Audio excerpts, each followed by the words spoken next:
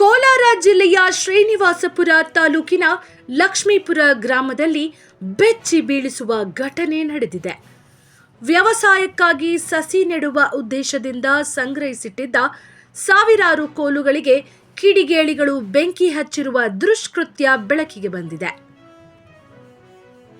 ಸುಮಾರು 10 ರಿಂದ 15 ಸಾವಿರ ಕೋಲುಗಳು, ಸುಮಾರು 2 ಲಕ್ಷ ರೂಪಾಯಿ ಮೌಲ್ಯದ ಈ ಕೋಲುಗಳು ಕಣ್ಮುಂದೆ ಭಸ್ಮವಾಗಿದ್ದು, ರೈತನ ಕನಸುಗಳೇ ಕರಕಲಾಗಿದೆ. ಈ ಕೋಲುಗಳು ಲಕ್ಷ್ಮೀಪುರ ಗ್ರಾಮದ ಸುಹೇಬ್ ಎಂಬ ರೈತನಿಗೆ ಸೇರಿದ್ದವು ಎಂದು ತಿಳಿದು ಬಂದಿದೆ.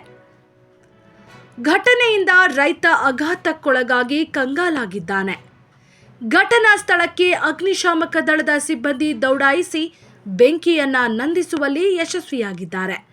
ಆದರೆ ಇದೊಂದು ಆಕಸ್ಮಿಕವಲ್ಲ, ಯಾರೋ ಕಿಡಿಗೇಡಿಗಳು ಉದ್ದೇಶಪೂರ್ವಕವಾಗಿ ಬೆಂಕಿ ಹಚ್ಚಿರುವ ಶಂಕೆ ವ್ಯಕ್ತವಾಗಿದೆ. ಈ ಘಟನೆ ರಾಯಲ್ಪಾಡು ಪೊಲೀಸ್ ಠಾಣೆ ವ್ಯಾಪ್ತಿಯಲ್ಲಿ ನಡೆದಿದೆ. ನಿರಂತರ ಸುದ್ದಿಗಾಗಿ ವೀಕ್ಷಿಸಿ VK18.